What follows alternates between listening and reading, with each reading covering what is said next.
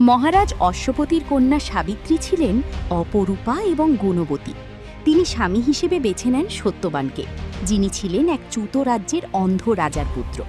কিন্তু বিয়ের আগেই ঋষি নারদ সতর্ক করেছিলেন সত্যবানের আয়ু মাত্র ১ বছর। সাবিত্রী জেনেও পিছু হটেননি।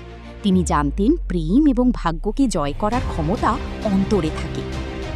সেই মাহেন্দ্রক্ষণ। বিয়ের ১ বছর পূর্ণ হওয়ার দিন সত্যবান বনে কাঠ কাটতে গিয়ে অসুস্থ হয়ে পড়েন এবং সাবিত্রীর কোলে মাথা রেখে শেষ নিঃশ্বাস ত্যাগ করেন। ঠিক তখনই সেখানে স্বয়ং ধর্মরাজ যম হাজির হন সত্যবানের প্রাণ নিতে। যমরাজ যখন সত্যবানের প্রাণ নিয়ে দক্ষিণ দিকে যাত্রা শুরু করলেন, সাবিত্রীও তার পিছু নিলেন। যমরাজ বারবার তাকে ফিরে যেতে বললেও সাবিত্রী অটল ছিলেন।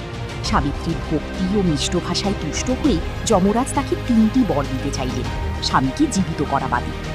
প্রথম বর, সাবিত্রী তার শ্বশুর শাশুড়ির চোখের জ্যোতি ও হারানো রাজ্য ফিরে চাইলেন। দ্বিতীয় বরে নিজের পিতার বংশরক্ষার জন্য পুত্র চাইলেন। তৃতীয় বরে চমক, তিনি চাইলেন আমি যেন শতপুত্রের জননী হতে পারি। যমরাজ তথাস্তু বলে বর দিয়ে দিলেন, কিন্তু পরক্ষণেই তিনি বুঝতে পারলেন সাবিত্রী তাকে বুদ্ধিতে হারিয়ে দিয়েছেন, কারণ সতী নারী হিসেবে সত্যবান জীবিত না থাকলে সাবিত্রীর পক্ষে শতপুত্রের মা হওয়া সম্ভব নয়। যমরাজ সাবিত্রীর বুদ্ধিমত্তা এবং একনিষ্ঠ প্রেমে মুগ্ধ হয়ে সত্যবানের প্রাণ ফিরিয়ে দিলেন।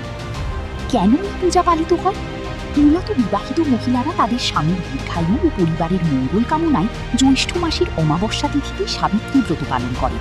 বিশ্বাস করা হয় ভক্তিভরে এই ব্রত পালন করলে অকাল মৃত্যুর হাত থেকে রক্ষা পাওয়া যায়।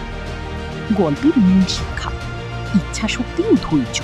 ভাগ্য নির্ধারিত থাকলেও দৃঢ় সংকল্প ও কর্মের মাধ্যমে তা পরিবর্তন করা সম্ভব।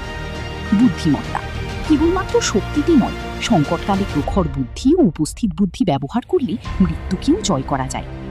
ভক্তি ও মর্যাদা: বড়দের প্রতি শ্রদ্ধা এবং স্বামী স্ত্রীর পারস্পরিক একনিষ্ঠতা যে কোনো বড় বিপদে রক্ষা কবচ হিসেবে কাজ করে।